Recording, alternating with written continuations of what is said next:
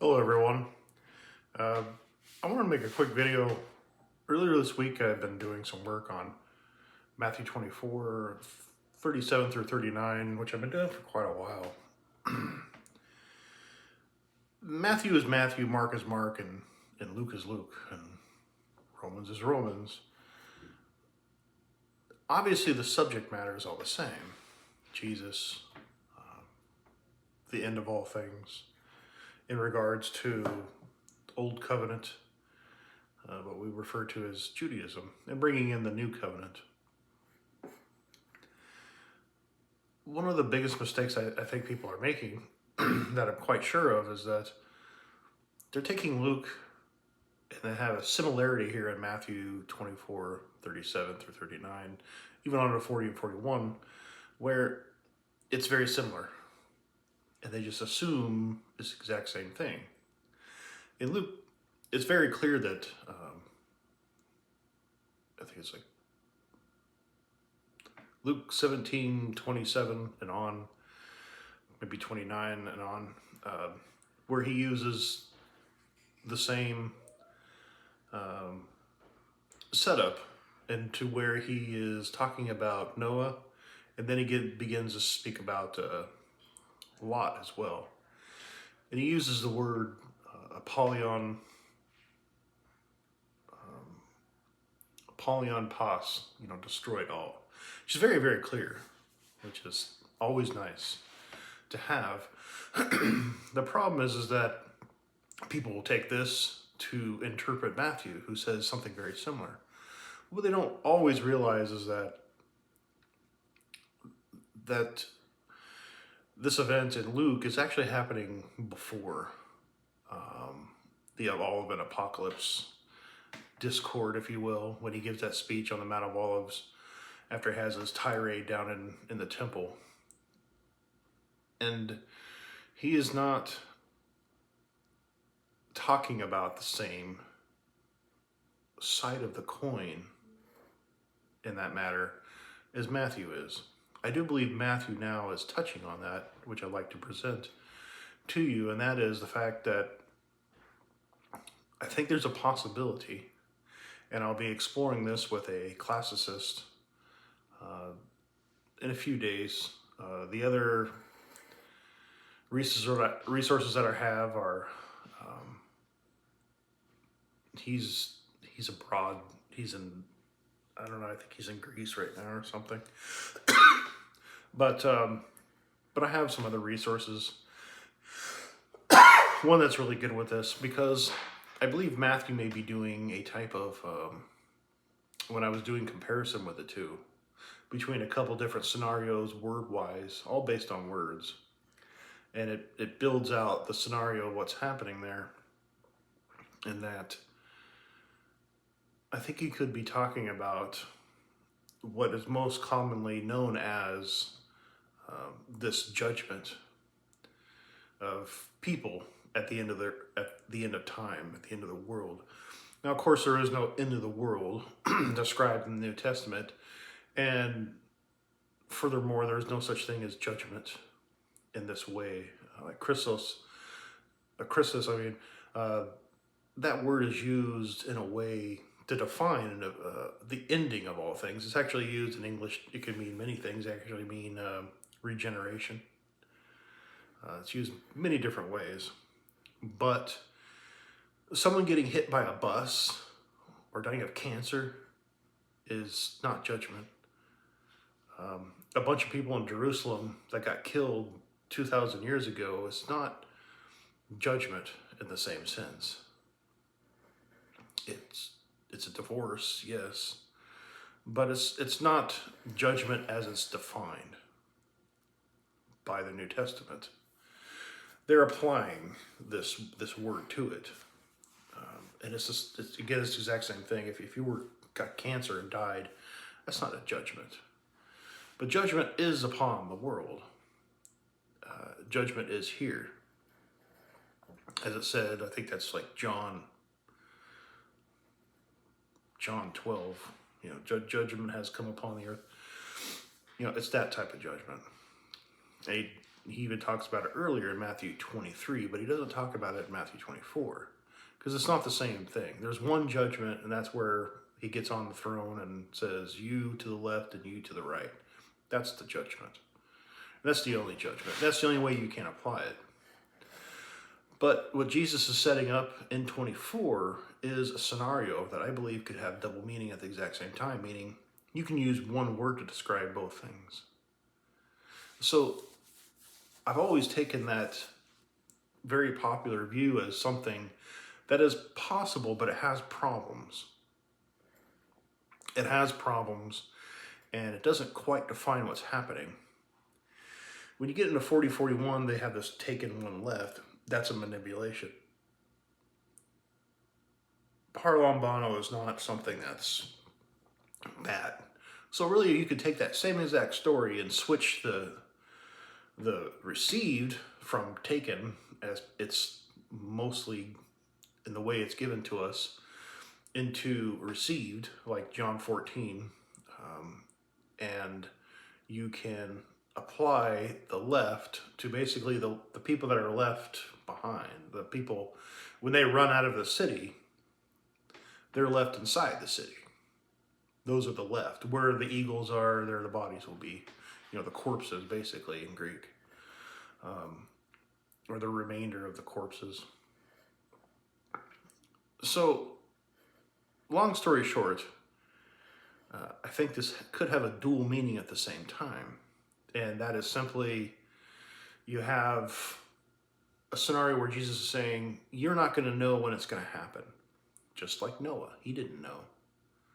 But in Greek, classicism, I guess is what the proper term is. This is what I'm going to be checking is, these people, I got a friend that you watch a movie with them and they're just like, you're just sitting here watching Rambo eating a burrito and he's sitting there going off, oh, this is the dilemma between and they go and he's taking a bite, but he's thinking metaphorically and it's just like, I don't know what the hell you're talking about.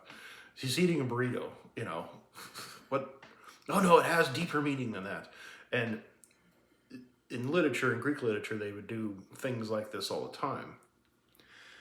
But I have to confirm it. And it does happen in Matthew where he can be talking, it seems like he's talking about one thing. But if you think about it, he may be talking about two things, and that's my suspicion. He's talking about two things at the same time. He's saying, Jesus and the angels don't know the Son of Man, to more precise, but the Father alone. And he goes back, he draws them back to the days of Noah. Now, that applies to everyone. Noah, everybody, the whole group of people living on the planet before the flood. Eating, drinking, trago, munching, marriage. And then you have this event, the cataclysm, the cataclysmos. Okay, that's the flood, the cataclysmos. So that's the event. The event comes in, that changes everything, just like things will change in Jerusalem. He's making this comparison. And then you have, until the day Noah entered the ark, and then the flood came. Now, this is where people rely on Luke for this interpretation, but I think that's a big mistake because Matthew's saying something different here. He's at the exact same time, he's creating this separation from Noah, the ark, everything. Noah entered the ark. That's the separation. It's the same type of separation in Luke 17. They have the whole, then they separate it, one's destroyed. But here, I believe Matthew is talking about both at the same time. This swept away, this, epirin, as it is in Genesis, because it doesn't describe the people being raised. The only people that are being raised is the ark.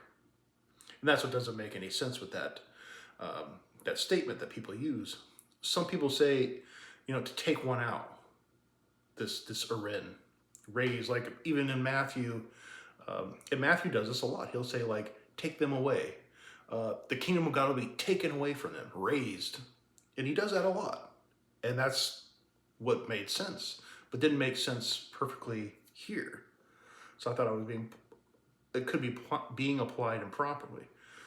But actually, I think that it may be. So at the exact same time, he's saying Noah will be raised, erin pas, Hapas, Aren Hapas, all, a specific group. But then he also uses the same words to describe being taken away, being swept away, take one out. In classical Greek literature, it's take one out in this style. So it can mean both at the exact same time. It has a double meaning. And then you move on. So will be this. I'm paraphrasing now. So will be the coming of the Son of Man be. So will be the coming of the Son of Man be. Then you get into verse 40. Then there will be two in the field. One will be received, one will be left. And you see how it sets up for that verse 40 and 41 much better? Because verse 40 and 41 was always kind of hanging out there. It's like, I wonder what they meant by that. You just have this group of people. But I think it actually, it obviously makes sense, but it actually has everything to do with what's being said before that. I don't know when it's going to happen. You don't know when it's going to happen. It's going to be just like the days of Noah. They're building the ark, but until God comes up and says, get on the ark, they didn't know. Just like you don't know. But they had an idea. It doesn't talk about anyone else having an idea what's going to happen. It didn't say that the people were aware. So to say the people they did not know could fit or could not fit, it's just not described.